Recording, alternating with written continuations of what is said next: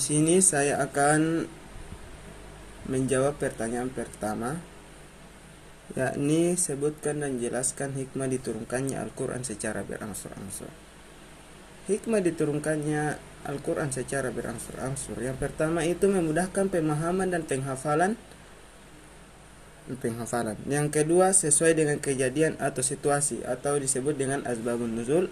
Yang ketiga, menguatkan hati Nabi Muhammad SAW.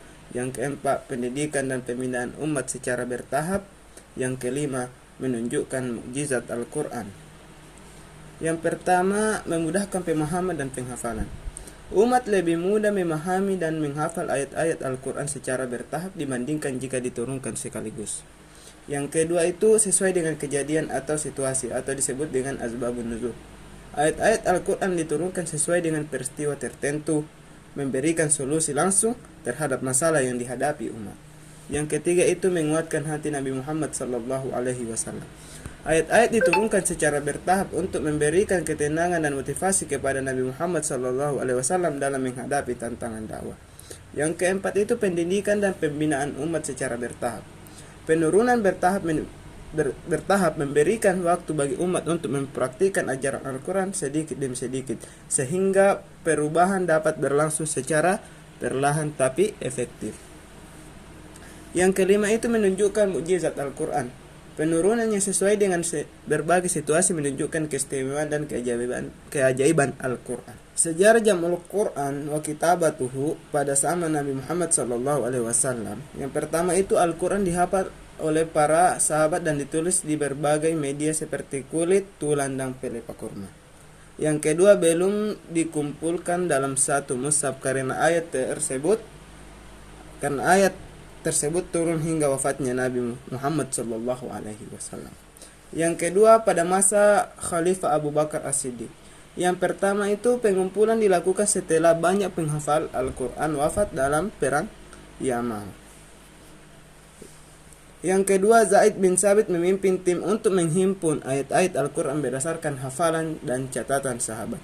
Hasilnya berupa satu mushaf yang disimpan oleh Abu Bakar, lalu Umar, dan kemudian Hafsah atau putri Umar. Yang ketiga, masa Khalifah Utsman bin Affan. Perbedaan bacaan di berbagai wilayah muncul sehingga Utsman memerintahkan penyalinan mushaf standar berdasarkan mushaf Hafsah. Yang kedua, mushaf Utsmani ini disalin dan disebarkan ke berbagai wilayah Islam, dan salinan lainnya yang berbeda dihancurkan untuk mencegah perpecahan. Proses ini menjamin keaslian dan keseragaman Al-Quran sehingga sekarang. Ya, saya akan menjawab pertanyaan yang ketiga, yang berbunyi, jelaskan apa yang dimaksud dengan munasabah Al-Quran dan berikan contohnya. Baik, munasabah Al-Quran adalah keselarasan atau keterkaitan atau hubungan antara ayat-ayat atau surah-surah dalam Al-Quran. Meskipun tema yang dibahas berbeda, munasabah menunjukkan keindahan susunan Al-Quran yang memiliki makna yang mendalam. Contoh antara ayat. Dalam surah Al-Fatihah yang berbunyi, Iyyaka na'budu wa iyyaka nasta'in. Hanya kepadamu kami menyembah dan hanya kepadamu kami mohon pertolongan. Diikuti dengan ihdinas siratal mustaqim. Tunjukilah kami jalan yang lurus. Menunjukkan hubungan logis antara kebutuhan akan pertolongan Allah dan permohonan petunjuk. Yang kedua, antara surah. Dalam surah Al-Baqarah diakhiri dengan doa permohonan ampun, sementara surah Al-Imran diawali dengan penjelasan tentang kebesaran Allah. Ini menunjukkan hubungan tematik antara kebutuhan manusia akan ampunan dan pengakuan terhadap keesaan Allah Subhanahu wa taala. Munasabah membantu memahami pesan Al-Quran secara lebih utuh dan mendalam. Baik, saya akan menjawab pertanyaan yang keempat, yakni berikan masing-masing satu contoh surah ayat Makkiyah dan Madaniyah. Baik, contoh surah Makkiyah. Dalam surah Al-Ikhlas ayat 1 mengatakan bahwa Qul huwallahu ahad. Katakanlah dia Allah yang Maha Esa. Ayat ini turun di Makkah. Dan ayat ini membahas tentang akidah, khususnya keesaan Allah Subhanahu wa taala. Yang kedua itu contoh ayat madaniyah.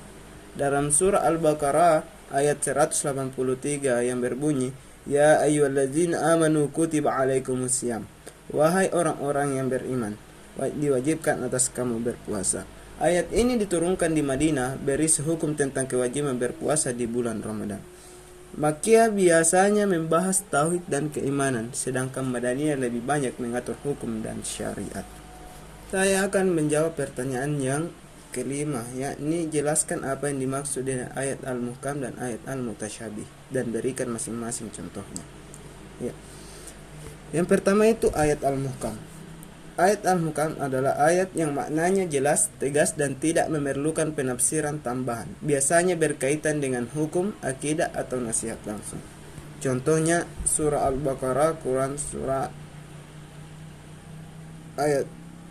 2 ayat 2 yang berbunyi, "Dzalikal kitabul la raiba fihi hudal lil muttaqin." Kitab ini tidak ada keraguan di dalamnya, petunjuk bagi orang-orang yang bertakwa. Sedangkan ayat al-mutasyabih, yakni ayat yang maknanya tidak langsung jelas atau mengandung makna simbolis sehingga membutuhkan penafsiran. Biasanya berkaitan dengan sifat Allah atau hal-hal gaib. Contohnya surah Al-Imran ayat 7. "Yadullahi fauqa aydihim." Tangan Allah di atas tangan mereka. Kata tangan Allah di sini menjelaskan bahwa tidak bermakna fisik, melainkan kekuasaan atau dukungan Allah Subhanahu wa taala. Perbedaan ini mengajarkan kita untuk memahami Al-Qur'an dengan bijak dan sesuai dengan konteksnya.